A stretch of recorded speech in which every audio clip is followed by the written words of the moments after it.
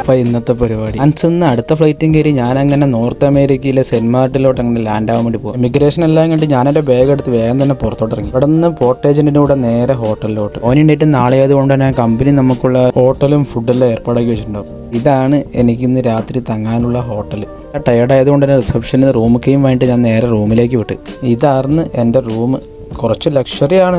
എൻ്റെ റൂമിൽ നിന്ന് പുറത്തോട്ട് നോക്കുമ്പോൾ കിട്ടുന്ന ഒരു വ്യൂ അതൊരു ഒന്നൊന്നര വ്യൂ തന്നെയായിരുന്നു. രാത്രി കുറച്ച് നേരം ആ ഹോട്ടലെല്ലാം ഒന്ന് കറങ്ങി. എൻ്റെ ഷിപ്പിൽ തന്നെ ജോലി ചെയ്യാൻ പോണ 2 പുതിയ കമ്പനിക്കാരനെ എനിക്ക് കിട്ടി. ഇതായിരുന്നു എൻ്റെ രാത്രിയത്തെ ഡിന്നർ.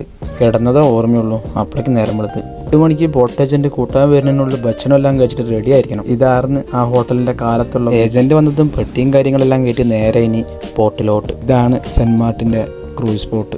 ഇനി അടുത്ത 6 മാസം ഇതാണ് എൻ്റെ വീട്. സെക്യൂരിറ്റി ചെക്കെല്ലാം കഴിഞ്ഞ് ഇനി നേരെ ഷിപ്പിനകത്തോട്ട്. അടുത്ത 6 മാസം ഇതാണ് ഞാൻ താമസിക്കാൻ പോണ എൻ്റെ ക്യാബിൻ. അത്യാവശ്യം വലുതാണ് കേട്ടോ ഇപ്രാവശ്യം. കൂടാതെ ഫ്രിഡ്ജ് വരെ ഉണ്ട് തവണ. അപ്പോൾ ഓക്കെ, പുതിയ വീഡിയോ ആയിട്ട് നമുക്ക് പിന്നെയും കാണാം.